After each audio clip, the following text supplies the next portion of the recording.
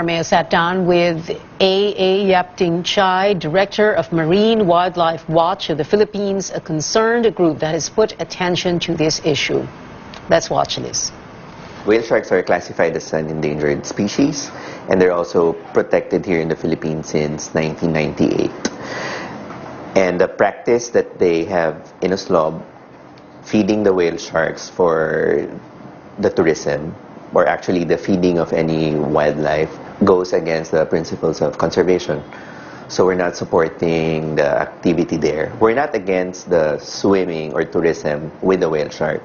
We're against the practice of them feeding the whale sharks. So what's the problem with Miss Universe contestants posting pictures or videos of them interacting with the whale sharks? Well, the Miss Universe pageant being a high-profile event, we think it's going to bring a lot of attention to the area. And since they conduct unsound practices there with their tourism, we don't want this to be promoted globally. So what are concerned groups like yours calling for? So one, we want law to be passed in the Philippines to regulate activities concerning marine wildlife, especially those that are threatened and protected in the country, which includes codes of conduct and guidelines on how to properly interact with these animals. Number two, we want the Miss Universe pageant organizers not to use any footage of Oslob or the activity that they had there in the actual Miss Universe pageant next year. So the bad practices there won't be promoted globally.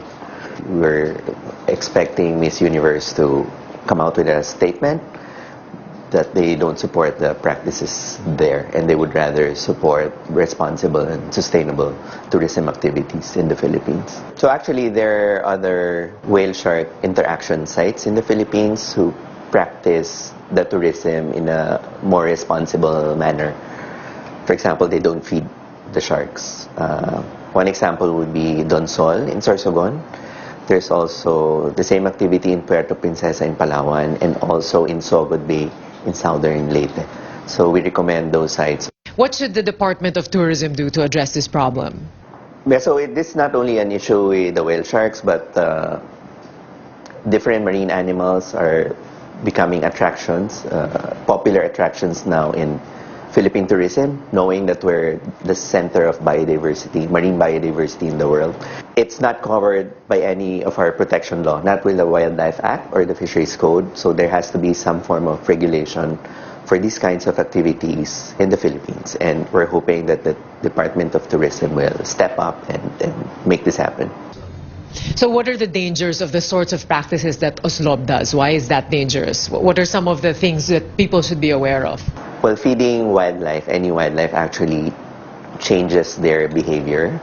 So especially that whale sharks are highly migratory animals, so it affects their movement. Some of the sharks are known to not leave Oslob anymore, some of the sharks.